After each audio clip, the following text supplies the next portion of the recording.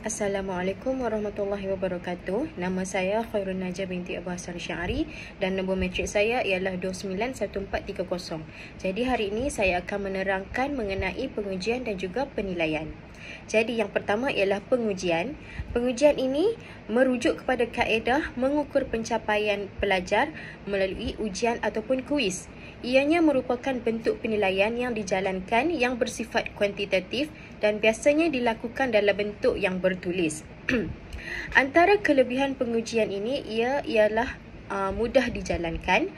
Keputusan juga dapat diperoleh dengan cepat dan juga hasilnya boleh dinilai secara kuantitatif.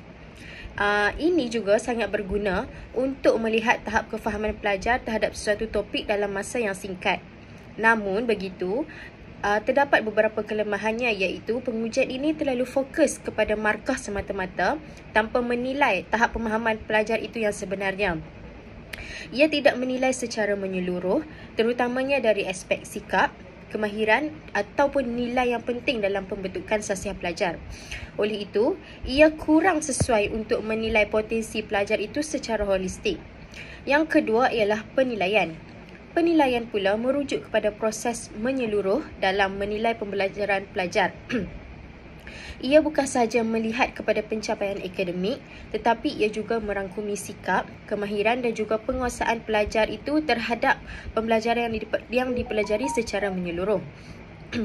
Kelebihan penilaian ialah ia membolehkan guru untuk menilai pelajar dari pelbagai aspek pembelajaran seperti sikap, kemahiran dan juga pengetahuan pelajar itu sendiri. Ia juga memberikan gambaran yang lebih menyeluruh tentang potensi sebenar seseorang pelajar di dalam kelas itu. Walau bagaimanapun, kelemahan penilaian ialah ia sukar untuk diseragamkan. Selain itu, penilaian terhadap kemahiran tahap tinggi juga memerlukan masa, perancangan dan juga pelaksanaan yang lebih teliti. Jadi 4 kriteria penilaian lisan ini iaitu yang pertama, penggunaan tata bahasa yang betul. Jadi, dalam penilaian ini, pelajar akan dinilai berdasarkan keupayaan dan kebolehan mereka untuk menggunakan struktur ayat dan tata bahasa yang tepat semasa mereka bertutur ataupun bercakap di dalam kelas ketika perbincangan ataupun melakukan pembentangan. Yang kedua adalah sebutan dan intonasi. Pelajar perlu menyebut perkataan dengan jelas dan menggunakan nada yang sesuai untuk menunjukkan mereka faham dan mereka menguasai sesuatu topik pembelajaran yang telah diajar oleh guru-guru mereka. Yang ketiga adalah penglibatan dan keyakinan. Kriteria ini menilai tahap keyakinan pelajar ketika menyampaikan maklumat serta kesediaan mereka untuk berkomunikasi secara aktif dan juga berkesan. Jadi yang seterusnya adalah kefahaman isi kandungan. Pelajar dinilai berdasarkan keupayaan mereka memahami dan menyampaikan isi kandungan dengan jelas, tepat dan juga tersusun. Jadi kesimpulannya di sini, pengujian dan penilaian ini merupakan dua pendekatan yang penting dalam pendidikan. Pengujian lebih bersifat spesifik dan juga kuantitatif, manakala penilaian pula memberikan gambaran yang lebih menyeluruh terhadap pembelajaran pelajar.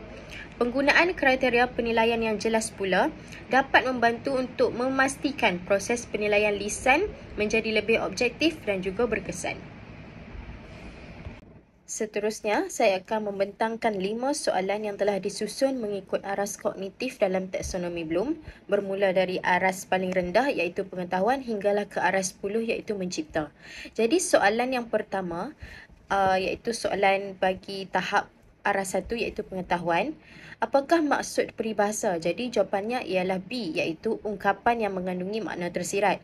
Ini menguji pemahaman asas pelajar terhadap definisi ataupun istilah sesuatu bahasa.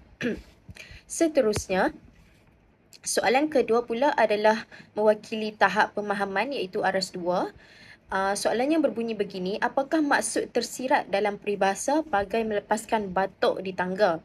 Jadi jawapan yang betul ialah B, iaitu melakukan kerja sambil lewa tanpa bersungguh-sungguh. Jadi soalan ini sebenarnya menguji keupayaan pelajar untuk mentafsir makna kiasan dalam sesebuah peribahasa. Jadi soalan ketiga pula mewakili aras ketiga iaitu aplikasi, di mana pelajar diminta untuk mengenal pasti ayat yang menggunakan kata kerja transitif. Jadi jawapannya adalah A, iaitu dia membaca buku itu dengan tekun. Ini menunjukkan pelajar dapat menggunakan pengetahuan tata bahasa dalam konteks yang sebenar. Jadi soalan seterusnya adalah soalan keempat, iaitu aras keempat di tahap analisis. Jadi di tahap ini, pelajar dikehendaki untuk mengenal pasti gaya bahasa dalam ayat. Sebagai contoh, pohon rendang itu seolah-olah melambai kedatangan kami. Jawapan yang tepat ialah C. Seperti yang kita tahu, personifikasi ini adalah dia menggantikan sifat manusia itu. Maksudnya, sifat manusia itu diberikan kepada benda yang tidak bernyawa. Jadi, benda yang tidak bernyawa dekat sini adalah pohon rendang. Dan melambai-lambai itu adalah sifat seseorang manusia. Jadi seterusnya soalan kelima ialah mencipta, iaitu aras 5. Jadi soalannya berbunyi begini. Pelajar diminta dia pergi ke kedai dan membeli. Jadi jawapan terbaik adalah dia pergi ke kedai dan membeli barang. Jadi soalan ini sebenarnya menguji kreativiti dan keupayaan pelajar untuk membina ayat yang gramatis.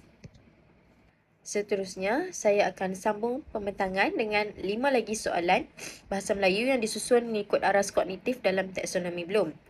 Jadi, soalan seterusnya iaitu soalan ke-6, mewakili penilaian aras ke-6 iaitu aras tertinggi. Jadi, soalannya berbunyi, manakah ayat yang paling sesuai untuk digunakan dalam penulisan rasmi?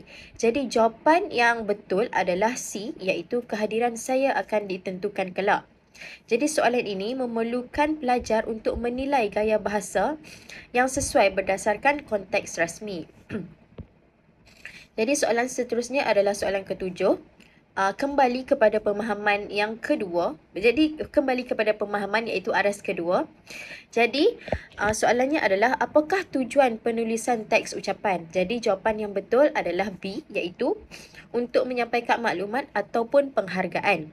Jadi soalan ini sebenarnya menguji keupayaan pelajar itu untuk mengenal pasti fungsi sebenar teks sesebuah ucapan. Seterusnya adalah soalan ke-8. Jadi ia kembali semula kepada aras 1 iaitu pengetahuan. Jadi soalannya sangat senang berbunyi seperti begini. Apakah itu ayat majmuk? Jadi jawapan yang betul ialah B, iaitu ayat yang terdiri daripada 2 ataupun lebih daripada klausa. Jadi ini adalah pengetahuan asas dalam tata bahasa. Jadi ayat majmuk ini merupakan ayat yang sebenarnya mudah untuk para pelajar. Soalan seterusnya adalah soalan ke-9 mewakili tahap analisis iaitu tahap 4 dalam taksonomi Bloom. Jadi apakah kesan penggunaan ayat pasif dalam karangan laporan? Jawapannya ialah B, iaitu menyembunyikan subjek sebenar. Ayat pasif sering digunakan untuk menumpukan kepada tindakan atau hasil, bukanlah kepada sesiapa yang melakukannya. Dan soalan terakhir adalah soalan ke-10 mewakili aras kelima iaitu mencipta. Jadi pelajar ini diminta untuk menyusun struktur karangan yang lengkap. Jadi berdasarkan soalan-soalan yang telah diberikan dan jawapan-jawapan yang telah diberikan, jawapan yang betul ialah A, iaitu pengenalan, isi-isi penting dan juga penutup. Ini memerlukan pelajar untuk menyusun dan menggabungkan elemen penulisan secara logik. Kesimpulannya, melalui soalan-soalan ini, pelajar bukan sahaja diuji dari segi ingatan dan juga kefahaman, tetapi juga keupayaan mereka untuk menganalisis, mencipta dan juga menilai sesuatu secara kritis dalam konteks bahasa Melayu yang diajar di sekolah. Jadi, itu sahaja daripada saya. Sekian, terima kasih.